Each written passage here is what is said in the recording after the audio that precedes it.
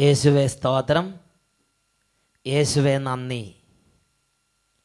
അഭിഷേകാഗ്നിയുടെ എല്ലാ പ്രേക്ഷകർക്കും യേശു ക്രിസ്തുവിൻ്റെ ധന്യനാമത്തിൽ വിടുതലും സൗഖ്യവും പ്രാർത്ഥിക്കുന്നു.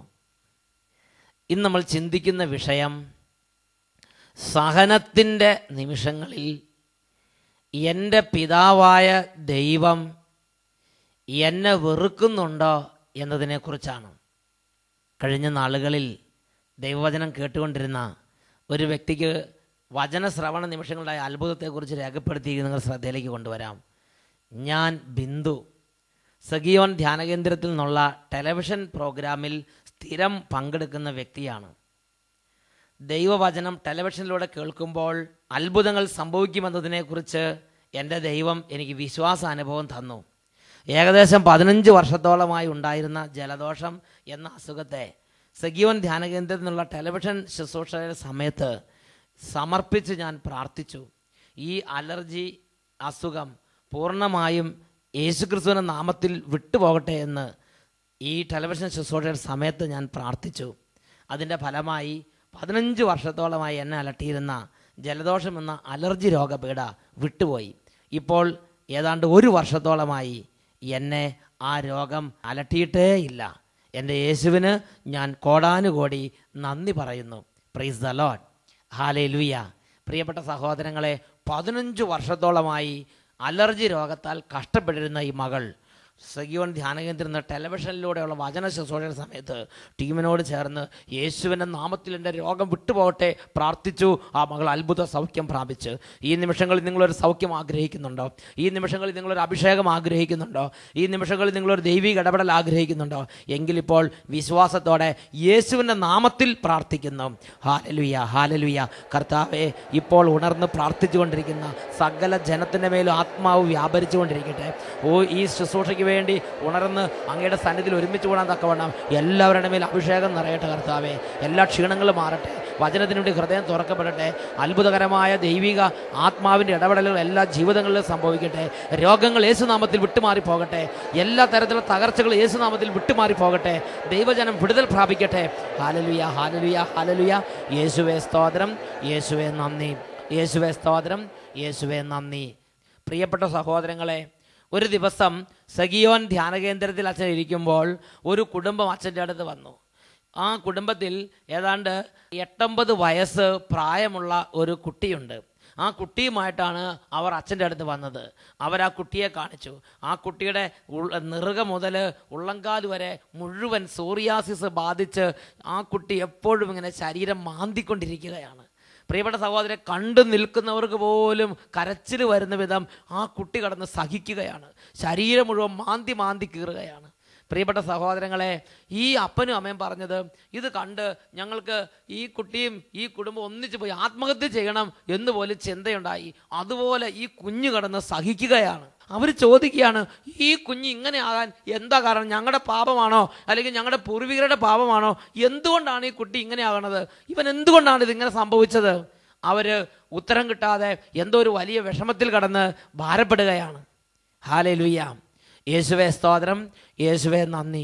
പ്രിയപ്പെട്ട സഹോദരങ്ങളെ, മറ്റൊരു നാൾ വേറൊരു കുട്ടിയെ ഇതുപോലെ കൊണ്ടുവന്നു. ആ കുട്ടിയുടെ പ്രത്യേകത, ആ കുട്ടിയുടെ കൈയും കാലും, കൈപ്പത്തിയിലെ വെള്ളയുടെ ഭാഗവും കാലിൻ്റെ അടിയിൽ കാൽപാദത്തിൻ്റെ വെളുത്ത ഭാഗവും കൈയും കാലും നിറയെ ഇങ്ങനെ പഴുത്ത് പൊറ്റനായി, കൈ മുഴുവനും കാല് മുഴുവനും 2 കൈയും 2 കാലും പഴുത്തിരിക്കുകയാണ്. അത് നിലത്ത് കുത്താൻ പറ്റാതെ കാലിങ്ങനെ പൊക്കി പിടിച്ച് കൈയും ഇങ്ങനെ പിടിച്ചിങ്ങനെ ഇരിക്കുന്നത് കാണുമ്പോൾ ഏത് കരിങ്കല്ല് ഹൃദയം അലിഞ്ഞു പോകും. അതുപോലെ വേദന സഹിക്കുന്ന ഒരു കുഞ്ഞ്. ആ കുഞ്ഞിനെ മാതാപിതാക്കന്മാർ കൊണ്ടുവന്നിരിക്കുകയാണ്. അവർക്ക് മനസ്സിലാകുന്നില്ല എന്തുകൊണ്ടാണ് ഈ സഹനമെന്ന്. പ്രിയപ്പെട്ട സഹോദരങ്ങളെ, ഇങ്ങനെയുള്ള കഠിന വേദനയുടെ നടുവിൽ ഒരു വിധത്തിൽ ഒരു നീക്കുപോക്കുമില്ലാതെ സഹിച്ച് തളരുമ്പോൾ മനുഷ്യൻ ചിന്തിക്കുന്ന ഇങ്ങനെയാണ്, ദൈവം എന്തുകൊണ്ടാണ് എന്നെ ഇങ്ങനെ ശിക്ഷിക്കുന്നത്?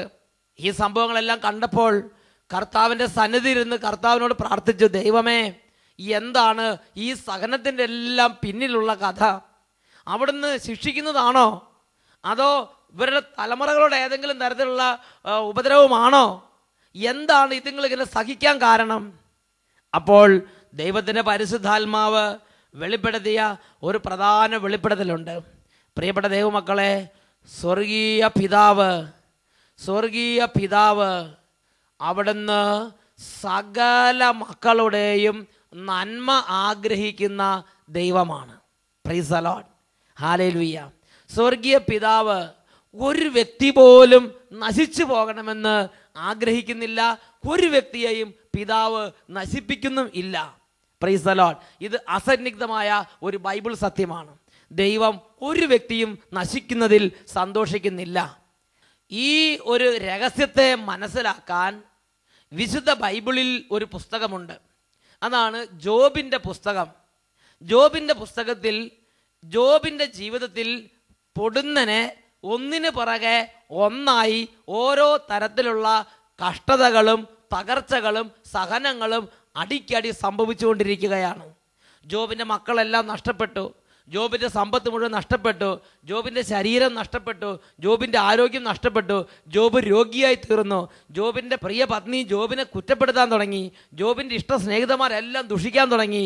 അങ്ങനെ ജോബ് ജീവിതത്തിൽ അങ്ങേയറ്റം സഹനത്തിൻ്റെ നടുവിലേക്ക് തള്ളപ്പെട്ടു. ഈ സമയത്ത് ജോബ് ചിന്തിക്കുകയാണ്, എന്തുകൊണ്ടാണ് എനിക്ക് ഇങ്ങനെയൊക്കെ സംഭവിക്കുന്നത്? സത്യത്തിൽ ഒരു ഘട്ടത്തിൽ ജോബിൻ്റെയും നിയന്ത്രണം വിട്ടുപോയി. ആദ്യമൊക്കെ ജോബ് പറഞ്ഞു, എൻ്റെ ശരീരം മുഴുവൻ, എൻ്റെ ചർമ്മം അഴുകിയില്ലാതായാലും ഈ അഴുകിയ ചർമ്മത്തിൽ ഇരുന്ന് ഞാൻ കർത്താവിനെ സ്തുതിക്കും എന്നെല്ലാം ജോബ് സഹനത്തിൻ്റെ ആദ്യ കാലഘട്ടങ്ങളിൽ പറഞ്ഞു. എന്നാൽ സഹനം മുറുകിയപ്പോൾ, സഹനം നിയന്ത്രണാതീതമായപ്പോൾ, സഹനം കരകവിഞ്ഞു സഹനം നിലയില്ലാ കയം പോലെ ആയപ്പോൾ ആ സഹനത്തിൻ്റെ നടുവിൽ ജോബിൻ്റെ നിയന്ത്രണവും വിട്ടുപോകുന്ന ചില രംഗങ്ങൾ ജീവിതത്തിൽ ഉണ്ടായി എന്നത് നിസ്തർക്കമായ ഒരു കാര്യമാണ്. ആ സഹനത്തിൻ്റെ നടുവിൽ ജോബ് നിലവിളിച്ച് പറയുന്ന ഒരു കാര്യമുണ്ട്. ജോബിൻ്റെ പുസ്തകം 34-ാം അധ്യായത്തിൽ 5-ാം വാക്യം, ഞാൻ നിഷ്കളങ്കനാണ്, ദൈവം എൻ്റെ അവകാശം നിഷേധിച്ചിരിക്കുന്നു. ഞാൻ നീതിമാനായിരുന്നിട്ടും നുണയനായി എണ്ണപ്പെടുന്നു. ഞാൻ പാപരഹിതനായിരുന്നിട്ടും പൊറുക്കാത്ത മുറിവുകളാണ് എൻ്റേത്. ദൈവപ്രീതി നേടുന്നത് കൊണ്ട് മനുഷ്യന് പ്രയോജനം ഒന്നും ഇല്ല. ജോബിൻ്റെ പുസ്തകം 34-ാം അധ്യായം 9-ാം വാക്യത്തിൽ കഠിനമായ വേദനയുടെ നടുവിൽ ജോബ് ചിന്തിക്കുകയാണ്, ഞാൻ ഇത്രയും കാലം പ്രാർത്ഥിച്ചതുകൊണ്ട് എന്ത് പ്രയോജനം? ഞാൻ ഇത്രയും കാലം വിശുദ്ധമായി ജീവിച്ചതുകൊണ്ട് എന്ത് പ്രയോജനം? എനിക്ക് എന്തുകൊണ്ട് ഇങ്ങനെയെല്ലാം വരുന്നു? ജോബ് എത്ര ചിന്തിച്ചിട്ടും ജോബിന് ഇത് മനസ്സിലാകുന്നില്ല. ജോബ് അവസാനം വിഷമത്തിൽ പറയുകയാണ്, ദൈവപ്രീതി നേടുന്നത് കൊണ്ട് മനുഷ്യന് പ്രയോജനമൊന്നുമില്ല. ഈ ഭൂമിയിൽ ഒരു നീതിയില്ല. ഓരോരുത്തരെ ഓരോ തരത്തിലുള്ള കഠിനമായ സഹനങ്ങൾക്ക് ദൈവം ദൈവത്തോട് കോപം തോന്നുകയാണ്. പ്രിയപ്പെട്ട സഹോദരങ്ങളെ, എന്താണ് ഇതിൻ്റെ കാരണം? ഇതിൻ്റെ കാരണം പിതാവായ ദൈവത്തെക്കുറിച്ച് ഓരോ ദൈവ പൈതലിൻ്റെയും അരികിൽ സദാസമയം ദുഷ്ടാത്മാവ് പ്രബോധനങ്ങൾ കൊടുത്തുകൊണ്ടിരിക്കുകയാണ്. Praise the Lord. പിതാവായ ദൈവത്തെക്കുറിച്ച് 24 മണിക്കൂറും പ്രബോധനം കൊടുക്കാൻ വേണ്ടി കച്ചകെട്ടി ഇറങ്ങിയിരിക്കുകയാണ് ദുഷ്ടാത്മാവ്. അവൻ ഓരോരുത്തരുടെ അരികിലേക്ക് പോയി പിതാവിനെ കുറിച്ച് പ്രബോധിപ്പിച്ചുകൊണ്ടിരിക്കുകയാണ്. അവൻ നോക്കുമ്പോൾ ഇതാ ഒരു കൂട്ടം ആളുകളെ കാണുന്നു. അവരുടെ ജീവിതത്തിൽ പലതരത്തിലുള്ള സഹനങ്ങൾ, അവരുടെ ജീവിതത്തിൽ പലതരത്തിലുള്ള തകർച്ചകൾ, അവരുടെ ജീവിതത്തിൽ പലതരത്തിലുള്ള ക്ലേശങ്ങൾ, രോഗങ്ങൾ, കടബാധ്യതകൾ, കുടുംബ പ്രശ്നങ്ങൾ, വഴക്ക്, ജീവിത തകർച്ച, ദാമ്പത്യ തകർച്ച. അങ്ങനെ സഹനത്തിൻ്റെ ആ ഒരു വേദനയിലൂടെ കടന്നു പോകുമ്പോൾ പിശാച് അവരുടെ അടുത്തേക്ക് ചെല്ലുകയാണ്. പിശാച് അവരോട് ഹൃദയത്തിലിരുന്ന് അവരുടെ ചെവിയിലിരുന്ന് എപ്പോഴും സംസാരിച്ചുകൊണ്ടിരിക്കുകയാണ്. പിശാച് ചോദിക്കുകയാണ്, നിങ്ങൾക്കൊരു ദൈവം ഉണ്ടല്ലോ, ഈ സമയത്ത് നിങ്ങളുടെ ദൈവം എവിടെയാ? നിങ്ങളുടെ ദൈവത്തിന് നല്ല സ്നേഹമുള്ള ദൈവമാണെങ്കിൽ ഈ സഹനത്തിന് സമയത്ത് എന്തുകൊണ്ട് നിന്റെ ദൈവം നിന്നെ രക്ഷിക്കണില്ല? നീ കഴിഞ്ഞ കാലങ്ങളൊക്കെ പള്ളിയിൽ പോകുകയും പ്രാർത്ഥിക്കുകയൊക്കെ ചെയ്തല്ലോ. ഇത്രയും നീ പ്രാർത്ഥിക്കുകയും പള്ളി പോകുകയും ചെയ്തിട്ട് നീ ഇങ്ങനെ സഹനത്തിൽ പെട്ടപ്പോൾ നിന്റെ ദൈവത്തിന് കണ്ണില്ല ഇതൊക്കെ കാണാൻ? നിന്റെ ദൈവം നല്ല സ്നേഹമുള്ള ദൈവമായിരുന്നെങ്കിൽ ഇപ്പം നിന്നെ രക്ഷിക്കില്ലായിരുന്നോ? ഇങ്ങനെയുള്ള ഓരോരോ ചോദ്യങ്ങൾ രാത്രിയും പകല് 24 മണിക്കൂറും ഈ ദുഷ്ടാത്മാവ് പിതാവായ ദൈവത്തെക്കുറിച്ച് ഇങ്ങനെ ഈ ദൈവ പൈതലിൻ്റെ ഹൃദയത്തിലും ചിന്തയിലും എല്ലാം ഇങ്ങനെ നൽകിക്കൊണ്ടിരിക്കുകയാണ്. ദൈവത്തിൻ്റെ സ്നേഹത്തെയും ദൈവത്തിൻ്റെ പരിപാലനയെയും സംശയിക്കാൻ ഈ ദുഷ്ടാത്മാവ് നിർബന്ധിക്കുന്നു. പ്രിയപ്പെട്ട ദൈവമക്കളെ, ജീവിതത്തിൽ സഹനമുണ്ട്, ജീവിതത്തിൽ രോഗമുണ്ട്, ജീവിതത്തിൽ തകർച്ചയുണ്ട് എന്നതല്ല നമ്മുടെ പ്രധാന പ്രശ്നം. ഈ തകർച്ചയുടെ നടുവിൽ ഈ രോഗത്തിൻ്റെ നടുവിൽ, ഈ ക്ലേശത്തിൻ്റെ നടുവിൽ ഈ ദുരാത്മാവിരുന്ന് നമ്മുടെ പിതാവായ ദൈവത്തെക്കുറിച്ച്, പിതാവായ ദൈവത്തിൻ്റെ സ്നേഹത്തെക്കുറിച്ചും പരിപാലനയെക്കുറിച്ചും വാത്സല്യത്തെക്കുറിച്ചും ശക്തിയെക്കുറിച്ചും സംശയിക്കാനുള്ള എതിർ ചിന്തകൾ നമ്മുടെ ഹൃദയത്തിൽ നിറയ്ക്കുന്നു. ഇങ്ങനെ എതിർ ചിന്തകളാൽ ജോബ് പീഡിപ്പിക്കപ്പെട്ട് അവൻ്റെ ഹൃദയത്തിൽ ഈ എതിർ ചിന്തയുടെ കയ്പ് നീര് നിറഞ്ഞ് അവൻ്റെ ഹൃദയമാകുന്ന ആ സഞ്ചിയിൽ പിതാവായ ദൈവത്തോടുള്ള അമർഷത്തിൻ്റെയും എതിർപ്പിൻ്റെയും ആ പിതാവിൻ്റെ ആ സ്നേഹത്തെക്കുറിച്ചുള്ള സംശയത്തിൻ്റെയും ചിന്തകൾ നിറഞ്ഞ് ഇപ്പോൾ ഇതാ ജോബ് ദൈവസന്നിധിയിൽ ചിന്തിക്കുകയാണ്. ദൈവപ്രീതി നേടുന്നതോട് മനുഷ്യന് പ്രയോജനമൊന്നുമില്ല. ഞാൻ നിഷ്കളങ്കനായിരുന്നു, ഞാൻ പ്രാർത്ഥിച്ചു, ഞാൻ വിശുദ്ധമായി ജീവിച്ചു, ഞാൻ നിഷ്കളങ്കതയിൽ കൈ കഴുകി, എനിക്കെന്ത് പ്രയോജനം? അവൻ ചിന്തിക്കുക, എൻ്റെ ജീവിതം പാഴായി, എൻ്റെ ജീവിതം നശിച്ചു, ഇതൊക്കെ വെറുതെ ആയിരുന്നു. Price the Lord. പ്രിയപ്പെട്ട സഹോദരങ്ങളെ, അനേകം ദൈവമക്കളെ ദൈവം അനുഗ്രഹിച്ച് നല്ല അനുഗ്രഹത്തിൻ്റെയും മഹത്വത്തിൻ്റെയും തേജസ്സിൻ്റെയും വഴികളിലേക്ക് ഉയർത്തുമ്പോൾ, അവരുടെ പാതകളിൽ അവർ നടന്നു നീങ്ങുമ്പോൾ, ജീവിതത്തിൻ്റെ അവസാന ഘട്ടങ്ങളിലേക്ക് എത്തുമ്പോൾ അനേകർ ഇതുപോലുള്ള വിശ്വാസത്തിന് എതിരായ പ്രലോഭനത്തിൽ അകപ്പെട്ട് മനസ്സ് തിങ്ങുകയും വേദനിക്കുകയും വിഷമിക്കുകയും ചെയ്യുന്നത് ഈ ലോകചരിത്രത്തിൽ അനേകം വിശുദ്ധന്മാരുടെ ജീവചരിത്രം നമ്മൾ കണ്ടിട്ടുള്ളതല്ലേ? പ്രിയപ്പെട്ട സഹോദരങ്ങളെ, ഒരു യുഗം മുഴുവൻ, ഒരു ജീവിതകാലം മുഴുവൻ കർത്താവിനെ പറ്റിച്ചേർന്ന് നിന്ന ജോബിന് പോലും സഹനത്തിൻ്റെ അങ്ങേ അറ്റം എത്തിയപ്പോഴേക്കും നിയന്ത്രണം വിട്ടുപോയി. ജോബ് ദൈവത്തിൽ നിന്നും അകന്ന് ദൈവത്തിൻ്റെ പരിപാലനയെ സംശയിക്കുന്ന തരത്തിലുള്ള ചിന്തകൾക്ക് അടിമപ്പെടുകയാണ്, ക്ഷണനേരത്തേക്കെങ്കിലും. Praise the Lord. ദൈവം ഇറങ്ങി വന്നു. ദൈവം ജോബിനോട് ചോദിച്ചു, ജോബേ, എനിക്ക് നിന്നോട് ചില ചോദ്യങ്ങൾ ചോദിക്കാനുണ്ട്. ആ ചോദ്യങ്ങൾക്ക് ഉത്തരം പറഞ്ഞാൽ നിന്റെ ചോദ്യങ്ങൾക്ക് ഞാനും ഉത്തരം പറയാം. ദൈവം ചോദിക്കുകയാണ്, സമുദ്രത്തിൻ്റെ അഗാധതയിലുള്ള തിമിംഗലത്തിൻ്റെ മൂക്കിൽ ശ്വാസമോദിയത് ആരാണ്? ജോബ് അത്ഭുതപ്പെടുന്നേ, തിമിംഗലത്തിന് ശ്വാസമോദിയതാ. ജോബിന് മനസ്സിലാകുന്നില്ല. ജോബ് പറഞ്ഞു, ആർക്കറിയാം? വീണ്ടും ദൈവം മറ്റൊരു ചോദ്യം ചോദിക്കുകയാണ്, കാട്ടിലെ കോഴിയെ പാട്ട് പഠിപ്പിച്ചത് ആരാണ്? അപ്പോഴാണ് ജോബ് ചെയ്യുന്നത്, കാട്ടിലെ കോഴിയെ പാട്ട് പഠിപ്പിക്കേ? ജോബ് കൈമലർത്തി. ദൈവം ജോബിനോട് ചോദിക്കുകയാണ്, ആ ആകാശത്ത് നിന്ന് കിഴക്ക് നിന്ന് പടിഞ്ഞാറോട്ട് മിന്നിപ്പായുന്ന ആ മിന്നലുകൾക്ക്, ഇടിമിന്നലുകൾക്ക് പാത നിർണയിച്ചു കൊടുത്തത് ആരാണ്? ജോബ് കണ്ണുമിഴിച്ച് നോക്കുകയാണ്.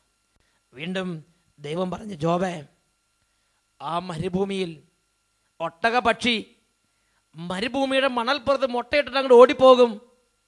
ആ മരുഭൂമിയുടെ മണൽപ്പുറത്ത് മുട്ടയിട്ടിട്ട് ഓടിപ്പോകുന്ന ഒട്ടകപക്ഷിയുടെ ആ മുട്ട മറ്റു മൃഗങ്ങൾ വന്ന് ചവിട്ടി പൊട്ടിക്കാതെ മണലിനകത്ത് സൂക്ഷിച്ച് അതിന് വേണ്ട ചൂട് പകർന്നു കൊടുത്ത് അതിനെ അടയിരിക്കാൻ വേറെ പക്ഷികളില്ലാത്തതുകൊണ്ട് അതിനെ മണൽഭൂമിയിൽ ആ മണലിൽ മറ്റ് മൃഗങ്ങളൊന്നും ചവിട്ടി പൊട്ടിക്കാതെ സൂക്ഷിച്ച് അതിനെ ചൂട് കൊടുത്ത് വിരിയിപ്പിച്ച് ഒട്ടകപ്പക്ഷിയുടെ കുഞ്ഞുങ്ങളെ പരിപാലിച്ച് ഒട്ടകപ്പക്ഷിയാക്കി മാറ്റുന്ന ആരാണെന്ന് ജോബിന് അറിയാമോ? ഇങ്ങനെയുള്ള ഓരോരോ കാര്യങ്ങളെക്കുറിച്ച് ദൈവം ജോബിനോട് ചോദിക്കുന്ന അധ്യായങ്ങളാണ് ജോബിൻ്റെ പുസ്തകത്തിലെ അവസാനത്തെ അധ്യായങ്ങൾ. കാട്ടാടിൻ്റെ പ്രസവകാലം നിനക്കറിയാമോ? അവയുടെ ഗർഭകാലം നിനക്ക് കണക്ക് കൂട്ടാമോ? അവ എപ്പോൾ കുഞ്ഞുങ്ങളെ കുനിഞ്ഞ് പ്രസവിക്കുകയും അവയുടെ നോവ് നിൽക്കുകയും ചെയ്യുന്ന നിനക്കറിയാമോ? അവയുടെ കുഞ്ഞുങ്ങൾ ബലപ്പെട്ട് വിജന സ്ഥലത്ത് വളരുന്നു, പിരിഞ്ഞു പോകുന്നു, മടങ്ങി വരുന്നില്ല. കാട്ടുകഴുതയെ അഴിച്ചുവിട്ടത് ആര്? ഇങ്ങനെയുള്ള ഒരുപാട് കാര്യങ്ങൾ പിതാവായ ദൈവം ജോബിനോട് ചോദിക്കുകയാണ്. ഈ ചോദ്യത്തിൽ നിന്ന് എന്താണ് ഒരു ദൈവം ഇതിൽ മനസ്സിലാക്കേണ്ടത്? ഒരു വ്യക്തിയുടെ വ്യക്തിപരമായ ജീവിതത്തിലുള്ള സഹനത്തിന് ആ വ്യക്തിയുടെ സങ്കുചിതമായ ആ ഒരു ചെറിയ സ്പെക്ട്രത്തിൽ, ആ ഒരു ചെറിയ ആ ഒരു ബോർഡിൽ വെച്ചിട്ട് നോക്കിയാൽ അതിൻ്റെ ഉത്തരം ലഭിക്കുകയില്ല. ഉത്തരമില്ല ചോദ്യങ്ങളായി സഹനത്തിന് മുമ്പുള്ള എല്ലാ ചോദ്യങ്ങളും നിലകൊള്ളും. എന്നാൽ ദൈവത്തിൻ്റെ വലിയ ദൈവത്തിൻ്റെ പരിപാലനയുടെ പദ്ധതിയിൽ വെച്ച്, ദൈവത്തിൻ്റെ പദ്ധതിയുടെ ആ വലിയ ചക്രവാളത്തിൽ വെച്ച് നമ്മുടെ ജീവിതത്തിൻ്റെ ഓരോ പദ്ധതികളെ, ഓരോ സംഭവങ്ങളെ വിലയിരുത്തുമ്പോൾ ദൈവത്തിൻ്റെ പദ്ധതി അനുസരിച്ച്, ഈ പ്രപഞ്ചം മുഴുവനുമുള്ള ദൈവത്തിൻ്റെ പദ്ധതി അനുസരിച്ച് നമ്മുടെ ജീവിതത്തിൽ സംഭവിക്കുന്ന സഹനങ്ങളെക്കുറിച്ച് ചിന്തിക്കുമ്പോൾ അതിൻ്റെ അർത്ഥങ്ങൾ ദൈവമക്കൾക്ക് മനസ്സിലാകും. അതിനുശേഷം ദൈവം ജോബിന് ഒരു ദർശനം കാണിച്ചു കൊടുത്തു. ആ ദർശനത്തെക്കുറിച്ച് കൃത്യമായി മലയാളം ബൈബിളിൽ വ്യക്തമായി രേഖപ്പെടുത്തപ്പെട്ടിട്ടില്ല. ഒരു ദർശനം കണ്ടു എന്ന് മാത്രമേ ഇതിനകത്ത് കാണുന്നുള്ളൂ. എന്നാൽ ആ ദർശനത്തെക്കുറിച്ച് പ്രാർത്ഥിക്കുന്ന അനേകം ആത്മീയ കൃപയുള്ള വ്യക്തികൾ ആ ദർശനത്തെക്കുറിച്ച് വെളിപ്പെട്ട് അവർക്ക് കിട്ടുന്ന ഒരു ബോധ്യം അവർ പറഞ്ഞെങ്ങനെയാണ്: ക്രൂശിതനായ യേശു ക്രിസ്തുവിൻ്റെ കുരിശു മരണത്തിൽ, കുരിശിൽ കടന്ന് പെടയുന്ന യേശുവിനെ ജോബ് ദർശനത്തിൽ കണ്ടു എന്നാണ് വലിയ വലിയ ദൈവശാസ്ത്രജ്ഞന്മാർ അതിനെക്കുറിച്ച് സംസാരിക്കുന്നത്. പ്രിയപ്പെട്ട സഹോദരങ്ങളെ, അത് കണ്ടതോടുകൂടെ ജോബ് പറഞ്ഞു, എനിക്ക് എൻ്റെ എല്ലാ ചോദ്യത്തിനും ഉത്തരം കിട്ടി, എനിക്കിനി ഒരു ചോദ്യവും ഇല്ല, എൻ്റെ എല്ലാ ചോദ്യവും തീർന്നു, എനിക്കിനി ഒരു ചോദ്യവും ഇല്ല. കർത്താവേ, ഞാൻ അങ്ങയുടെ ദാസനായിരുന്നു കൊള്ളാമെന്ന് പറഞ്ഞ് ജോബ് കർത്താവിൻ്റെ പരിപാലനയ്ക്കും പദ്ധതിക്കും കീഴിൽ ജോബ് 100% ശിരസ് നമിക്കുകയാണ്. പ്രിയപ്പെട്ട സഹോദരങ്ങളെ, ചോദ്യങ്ങൾക്ക് ഉത്തരം കിട്ടിയിട്ടല്ല ജോബ് ശിരസ് നമിക്കുന്നത്. പിന്നെയോ, ഈ പ്രപഞ്ചത്തിലുള്ള ഓരോ ചലനങ്ങളും പിതാവായ ദൈവത്തിൻ്റെ അറിവോടുകൂടെയാണെന്നും, എൻ്റെ പിതാവായ ദൈവം എല്ലാം അറിയുന്നുണ്ടെന്നും, എൻ്റെ പിതാവിൻ്റെ പദ്ധതി പ്രകാരമാണ് എല്ലാം സംഭവിക്കുന്നതെന്നും എൻ്റെ പിതാവായ ദൈവത്തിനെക്കുറിച്ചുള്ള ബോധ്യം ജോബിൻ്റെ മനസ്സിൽ നിറഞ്ഞപ്പോൾ ജോബിൻ്റെ ചോദ്യങ്ങൾക്ക് ഉത്തരം ഇല്ലെങ്കിലും ജോബ് 100% തന്നെ അടിയറ വെക്കുകയാണ്. ഹല്ലേലൂയ. പ്രിയപ്പെട്ട സഹോദരങ്ങളെ, പുത്രനായ യേശു കുരിശിൽ കടന്ന് പിടയുമ്പോൾ ചെയ്തത് എന്താണ്? കുരിശിൽ കടന്ന് പിടയണ പുത്രനായ യേശു പിതാവിൻ്റെ പദ്ധതികൾക്ക് മനസ്സിലായാലും മനസ്സിലായില്ലെങ്കിലും എൻ്റെ പിതാവിന് പദ്ധതിയുണ്ട്, എൻ്റെ പിതാവ് അറിയാതെ ഒന്നും സംഭവിക്കുന്നില്ല, എൻ്റെ പിതാവാണ് എല്ലാം നിശ്ചയിക്കുന്നത്, എൻ്റെ പിതാവ് ഒരു കാര്യം അനുവദിച്ചിട്ടുണ്ടെങ്കിൽ അതിന് അർത്ഥമുണ്ട്, അർത്ഥമില്ലാത്ത ഒരു കാര്യവും നന്മയില്ലാത്ത ഒരു കാര്യവും എൻ്റെ ദൈവം എൻ്റെ ജീവിതം അനുവദിക്കില്ല എന്ന വിശ്വാസാഭിഷേകം പ്രാപിച്ചപ്പോൾ പ്രിയപ്പെട്ട സഹോദരങ്ങളെ, യേശു ക്രിസ്തു പരാതിയില്ലാതെ പരിഭവമില്ലാതെ 100% സന്തോഷത്തോടെ കുരിശിൽ കടന്ന് തൻ്റെ ജീവനെ അർപ്പിച്ച്. Price the Lord. ജോബും അതുപോലെ തന്നെ ചെയ്ത് ജോബ് സന്തുഷ്ടനായി. സഹനത്തിൻ്റെ നടുവിൽ ജോബ് സന്തുഷ്ടനായി. പിതാവായ ദൈവത്തെ അറിയുന്നവരും പിതാവായ ദൈവത്തിൻ്റെ പദ്ധതിയുടെ മുമ്പിൽ തല നമിക്കുന്നവർക്ക് മാത്രമേ ജീവിതത്തിലെ ഉത്തരം കിട്ടാത്ത ഏത് സഹനത്തിൻ്റെ മുമ്പിലും സന്തോഷത്തോടെ ആ സഹനത്തെ ശരീരത്തിൽ വഹിച്ചുകൊണ്ട് കർത്താവിനെ അനുഗമിക്കാൻ കഴിയുകയുള്ളൂ. നമ്മുടെ ജീവിതത്തിലെ ഓരോ സഹനത്തിൻ്റെ നടുവിൽ നമ്മുടെ അരികിൽ വന്ന് പിതാവായ ദൈവത്തിൻ്റെ പദ്ധതിയെ സംശയിക്കാൻ പ്രേരണ നൽകുന്ന ദുരാത്മാവിൻ്റെ സ്വരം ഹൃദയത്തിൽ വിങ്ങുന്ന വ്യക്തികൾക്കാണ് സഹനത്തിൻ്റെ അർത്ഥം മനസ്സിലാകാതെ പോകുന്നത്. പ്രിയപ്പെട്ട സഹോദരങ്ങളെ, ഇവിടെ പിതാവിൻ്റെ പദ്ധതിയെയും പിതാവിനെയും വിശ്വസിക്കുന്നുണ്ടോ ഇല്ലയോ എന്നതാണ് പ്രസക്തമായ ചോദ്യം. ഒരു ഉത്തരവും കിട്ടുന്നില്ലെങ്കിൽ ക്രൂശിതനായ യേശുവിനെ നോക്കിയിട്ട് ആ യേശു ക്രിസ്തുവിൽ ഉത്തരം കണ്ടെത്തി പൂർണ്ണമായും ഒന്നും മനസ്സിലാകുന്നില്ലെങ്കിലും എൻ്റെ ദൈവം അറിയാതെ ഒന്നും സംഭവിക്കുകയില്ല, എൻ്റെ ദൈവം നന്മയായിട്ടല്ലാതെ ഒന്നും അനുവദിക്കില്ല എന്ന ബോധ്യത്തോടെ പിതാവിൻ്റെ പദ്ധതിക്ക് മുമ്പിൽ ശിരസ് നമിച്ചാൽ ആ സഹനങ്ങൾ നമ്മുടെയും ലോകത്തിൻ്റെയും വിശുദ്ധീകരണത്തിനും നമ്മുടെയും ലോകത്തിൻ്റെ ഉന്നതിക്കും കാരണമായി തീരും. Price the Lord. പിതാവിൻ്റെ ഹിതം നിറവേറ്റുകയാണ് എൻ്റെ ഭക്ഷണമെന്ന് പറഞ്ഞ് പിതാവ് ഒരുക്കുന്ന എല്ലാ പാതയിലൂടെയും മുന്നോട്ട് പോകാനുള്ള ധൈര്യമാണ് വിശ്വാസികൾക്ക് വിശ്വാസത്തിലൂടെ ദൈവം നൽകുന്നത്. ഈ നിമിഷങ്ങളിൽ പ്രാർത്ഥിക്കുന്നു, ഓ ദൈവമേ, അവിടുന്ന് സഹനത്തിൻ്റെ നിമിഷങ്ങളിൽ എൻ്റെ തൊട്ടരികിലുണ്ടെന്നും സഹിച്ച് മുന്നോട്ട് നടക്കാൻ ശക്തിപ്പെടുത്തിക്കൊണ്ട് എൻ്റെ കൂടെ ഉണ്ടെന്നും അവിടുത്തെ പദ്ധതിയെല്ലാം മനസ്സിലാക്കി അവിടുത്തെ പദ്ധതിയെ പൂർണ്ണമായും അംഗീകരിച്ച് ഹൃദയം കൊണ്ട് അംഗീകരിച്ച് പിതാവിൻ്റെ ഇഷ്ടം നിറവേറ്റുകയാണ് എൻ്റെ ഭക്ഷണമെന്ന് പറഞ്ഞ് എനിക്ക് മനസ്സിലാകാത്ത എല്ലാ നിമിഷങ്ങളിലും അന്ധകാരാവൃതം എല്ലാ നിമിഷങ്ങളിലും അങ്ങ് ഒരുക്കുന്ന വഴികളിലൂടെ ഇതെൻ്റെ ദൈവം എനിക്ക് ഒരുക്കിയ വഴിയാണെന്ന് പറഞ്ഞ് നടക്കാനുമുള്ള അത്ഭുത വിശ്വാസാഭിഷേകം നൽകണമേ എന്ന് പ്രാർത്ഥിക്കുന്നു. Hallelujah, hallelujah. സഹനത്തിൽ തകർന്ന മനുഷ്യരെ, സഹനത്തിൽ തളർന്ന ജീവിതങ്ങളെ, സഹനത്തിൽ ഉത്തരം കിട്ടാതെ വിഷമിക്കുന്ന വിമ്മിഷ്ടപ്പെടുന്ന ആത്മാക്കളെ ഇപ്പോൾ സ്പർശിക്കണമേ കർത്താവേ. Hallelujah, hallelujah, hallelujah. യേശുവേ ആരാധന, ആരാധന, ആരാധന. യേശുവേ സ്തോത്രം, സ്തോത്രം. യേശുവേ നന്ദി, യേശുവേ സ്തോത്രം, യേശുവേ നന്ദി. Price the Lord. ഹല്ലേലൂയ.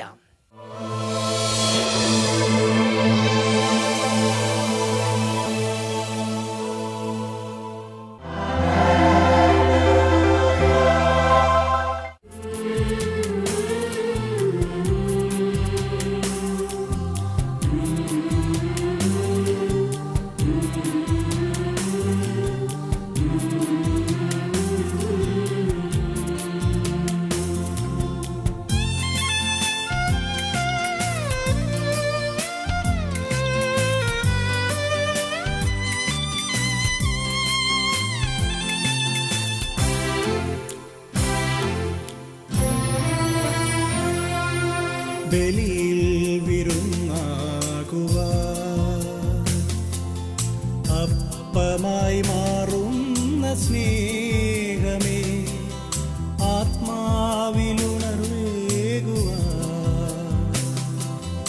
ആത്മീയ ഭോജനമായവനേ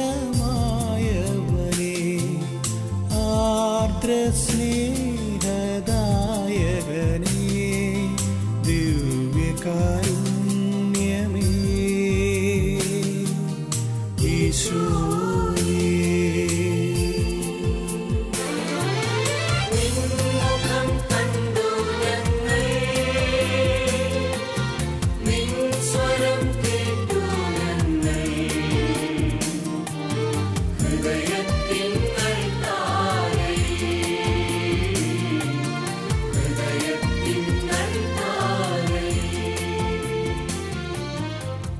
യേശുവേ സ്തോത്രം, യേശുവേ നന്ദി.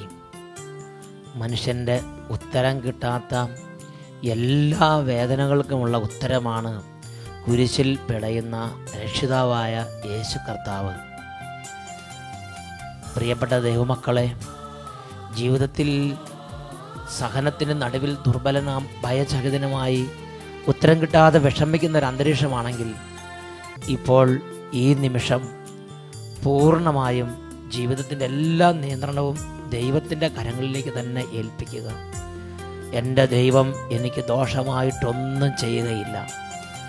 എൻ്റെ ദൈവം അറിയാതെ എൻ്റെ ജീവിതത്തിൽ ഒന്നും സംഭവിക്കുകയില്ല. എൻ്റെ ദൈവം നിസ്സാരനായൊരു ദൈവമല്ല. ഈ മുഴുവൻ സൃഷ്ടപ്രപഞ്ചത്തിനും രൂപവും ഭാവവും നൽകിയവനാണ് എൻ്റെ ദൈവം. എൻ്റെ ദൈവമാണ് ഈ ഭൂമിയെ ഇല്ലായ്മയിൽ നിന്ന് സൃഷ്ടിച്ചത്. എൻ്റെ ദൈവമാണ് സകല ചരാചരങ്ങളെ സൃഷ്ടിച്ചത്. എൻ്റെ ദൈവമാണ് സ്വർഗത്തെയും സകല മോക്ഷവാസികളെയും സൃഷ്ടിച്ചത്. സകലത്തിൻ്റെയും നിയന്ത്രണം എൻ്റെ ദൈവത്തിൻ്റെ കൈകളിലാണ്.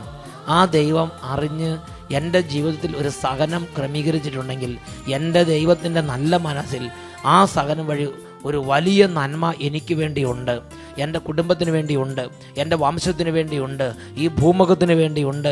അതിനുവേണ്ടി പ്രിയപ്പെട്ട ദൈവമക്കളെ അൺകണ്ടീഷണലായി ദൈവത്തിൻ്റെ പരിപാലനയെ വിശ്വസിച്ച് നമ്മളെ തന്നെ സറണ്ടർ ചെയ്യണം. ദൈവത്തിൻ്റെ പദ്ധതിക്ക് നമ്മൾ കീഴടങ്ങണം. രണ്ട് കരങ്ങളും പിതാവിൻ്റെ പക്കലേക്ക് ഉയർത്തി, ദൈവമേ എനിക്ക് മനസ്സിലാകാത്ത എല്ലാ വേദനകളും സമർപ്പിച്ച് ഞാനിതാ അങ്ങേ ആരാധിക്കുന്നു. എല്ലാവരും സ്തുതിക്കട്ടെ. ഹാലലുയ, ഹാലലുയ, ഹാലലുയ, ഹാലലുയ. കർത്താവെ, നിലയില്ലാ കയം പോലെ സഹനം ഒന്നിനു മേൽ ഒന്നായി പെരുകി പെരുകി വരുമ്പോൾ സഹനത്തിൻ്റെ മൂർധന്യത്തിൽ അങ്ങയെ ഉപേക്ഷിക്കാൻ പോലും അങ്ങയുള്ള വിശ്വാസം പോലും നഷ്ടപ്പെടുന്ന വിധം എൻ്റെ മനസ്സ് ക്ലേശിക്കുമ്പോൾ അവിടുന്ന് എൻ്റെ ഹൃദയത്തിന് നിലനിൽപ്പിൻ്റെ വിശ്വാസാഭിഷേകം നൽകി അനുഗ്രഹിക്കണമേ കർത്താവെ. ഹാലലുയ, ഹാലലുയ, ഹാലലുയ. സഹനത്തിന് നടുവിൽ അങ്ങയോടുള്ള വിശ്വാസം നഷ്ടപ്പെട്ടു പോകാതിരിക്കാൻ ഓ ദൈവമേ അങ്ങയുടെ കാരുണ്യം ഞങ്ങളുടെ മേൽ സമൃദ്ധമായി വർഷിക്കണമേ. ഹാലലുയ, ഹാലലുയ, ഹാലലുയ. അത്ഭുതങ്ങൾ സംഭവിക്കട്ടെ, അവ്യക്തതകൾ മാറട്ടെ, ദുർബല ഹൃദയങ്ങൾ ശക്തി പ്രാപിക്കട്ടെ. ഹാലലുയ, ഹാലലുയ, ഹാലലുയ. യേശുവേ ആരാധന, ആരാധന. യേശുവേ ആരാധന, ആരാധന. ജീവിതത്തിൽ സംഭവിക്കുന്ന എല്ലാ കാര്യങ്ങളും എൻ്റെ ദൈവമായ കർത്താവിൻ്റെ പദ്ധതി പ്രകാരമാണെന്ന് തിരിച്ചറിയാനുള്ള കൃപ ഓ കർത്താവേ എല്ലാവരുടെ മേലും ദാനമായി വർഷിക്കണമേ. ഹാലലുയ, ഹാലലുയ.